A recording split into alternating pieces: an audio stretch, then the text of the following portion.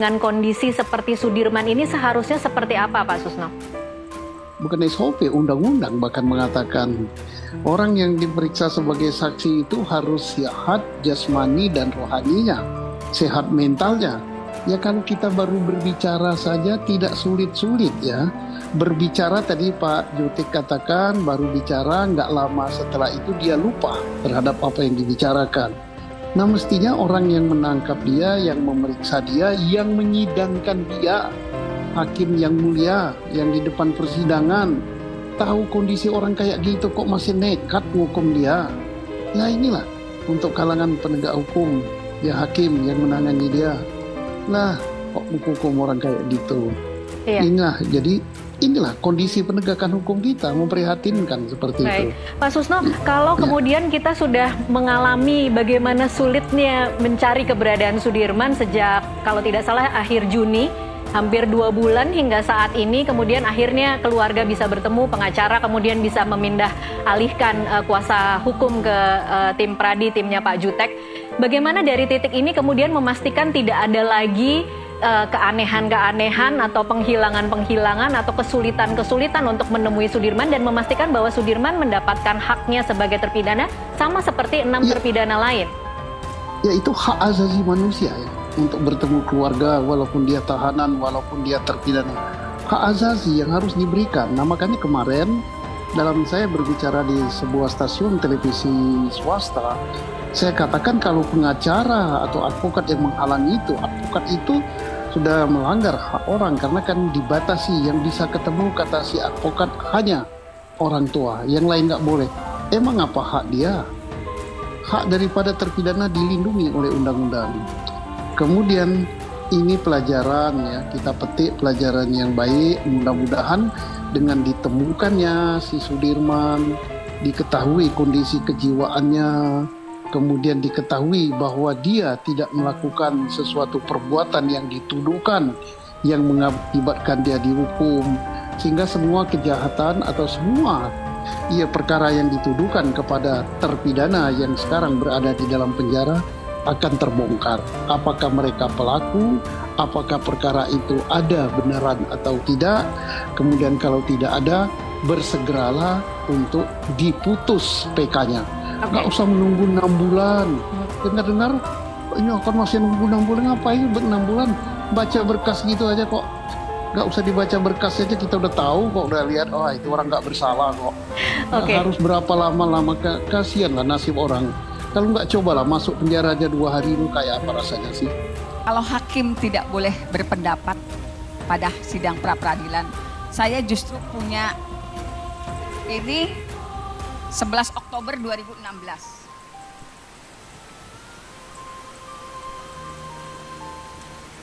Hakim, ini pendapat hakim Dr.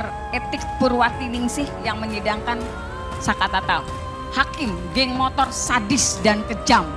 Padahal dari hasil otopsi tidak pernah ada luka tusuk. Dari bukti persidangan, baju korban tidak berlubang. Ini pendapat hakim di tahun 2016 pada saat menyidangkan Sakatatal.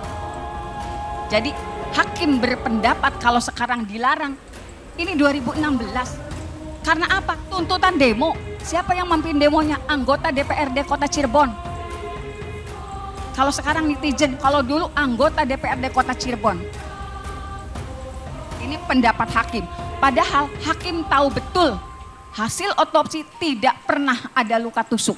7 terpidana yang saat ini masih mendekam mendapatkan vonis seumur hidup dapat bebas kembali, oleh karena kami yakini mereka bukan pelaku dan peristiwa yang dituduhkan sama mereka tidak mereka lakukan, dan mereka tidak ada di lokasi, dan mereka tidak terlibat sama sekali di dalam peristiwa itu. Semoga keadilan yang kami hadirkan dan perjuangan kita bersama bagi masyarakat. Terima kasih atas doa dan juga dukungannya bagi media, sehingga para terpidana ini dapat kesempatan kami dampingi dari tim hukum Pradi. Tentu kami berharap bahwa mereka akan mendapatkan keadilan yang seadil-adilnya. Terima kasih. Kalau saya ini termasuk pelanggaran etika profesi berat ya. Jadi sanksi terberat ya, kalau saya masih Kadif Propam ya pemberhentian tidak dengan hormat itu harus dilakukan pada para penyidik anggota yang melakukan pelanggaran etika Polri dalam penyidikan tahun 2016 ini.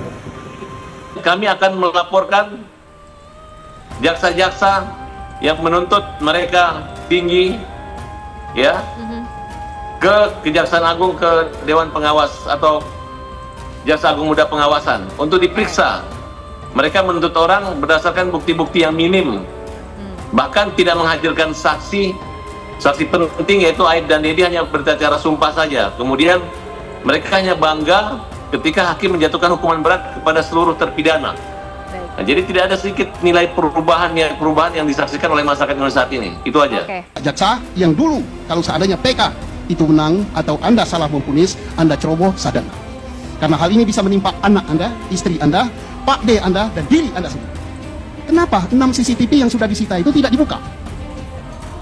Handphone sampai hari ini tidak dibuka. Lah, aneh bin ajaibnya, Pak Jaksa menerima saja. Lebih hebat lagi, Pak Hakim manut saja diputus padahal perkara ini ancaman hukumannya mati. Dan dia berani menjatuhkan hukuman seumur hidup. Gimana Pak Hakim ini? Mudah-mudahan dengar acara ini Pak Kadri. Siapa hakim ini? Siapa hakim anggota? Dosa Anda kalau ini ternyata tidak benar. Kemudian hakim banding, itu juga mantuk-mantuk diputus juga. Hakim pun kasasi Sami Mawon. Tolong Komisi Yudisial awasi ini hakim. Mantan Kabareskrim Susno Duadi sampai saat ini masih ngotot percaya kalau kasus Vina Cirebon bukan pembunuhan, melainkan kecelakaan. Susno mengatakan bahwa dalam kasus Vina Cirebon ini, dugaan peristiwa tersebut adalah kecelakaan lalu lintas semakin kuat. Pasalnya, kata Susno, dugaan kasus Vina Cirebon merupakan pembunuhan semakin tipis walaupun pihak yang menyebut hal tersebut sudah ingkrah. Tak hanya itu, banyaknya saksi yang mundur bahkan mencabut kesaksian soal kasus Vina Cirebon adalah peristiwa pembunuhan semakin habis, dan ada juga saksi menghilang seperti si Aib. Apalagi, kata Susno Duadi, jika diminta bukti scientific investigation seperti yang diminta oleh Kapolri, itu tidak ada sampai sekarang. Nah, lanjut Susno Duadi, malah sebaliknya, alat bukti bahwa kasus Vina Cirebon itu merupakan peristiwa kecelakaan lalu lintas, TKP-nya di Jembatan Talun, Kabupaten Cirebon, dan saksinya semakin banyak. Tidak hanya itu, Susno pun mengatakan ada saksi perempuan yang menyatakan bahwa baju yang dikenakan oleh Vina itu miliknya ternyata cocok dengan kenyataan. Kemudian ada yang mengungkap bahwa sampai pukul 22 korban masih berkomunikasi. Namun demikian, semua hal tersebut dibantah oleh pihak yang meyakini bahwa kasus Vina Cirebon ini adalah pembunuhan dan sudah ingkrah. Kalau Peggy Setiawan itu tidak menang pra-peradilan, dia diancam dengan hukuman mati. Dia nggak ada nurani. Jadi, bagaimana yang saya katakan, saya beri kaum ini adalah kaum inkrah. Ya karena dia selalu beranggapan sudah inkrah, sudah minta garasi ke presiden, sudah ngakui kesalahannya. Aparat yang seperti ini, kalau pakar ada yang seperti ini, kalau ada siapapun yang masih berpikiran seperti ini, dia belum pernah merasakan penderitaan yang luar biasa. Apalagi penderitaan itu yang tidak layak diberikan kepada dia, karena orang itu tidak bersalah. Maka saya namakan kaum inkrah. Lihat aja. Nah makanya nanti akan kita lihat di sidang PK berikut, karena yang berikut kan akan mengajukan PK kan. Kalau sidang berikut masih ada jaksa, masih ada hakim, atau masih ada pihak-pihak yang ngotot bahwa apa yang terjadi di dalam peradilan kasus Vina dan Iki itu adalah benar, maka mereka adalah inilah kaum inkrah yang tidak punya nurani.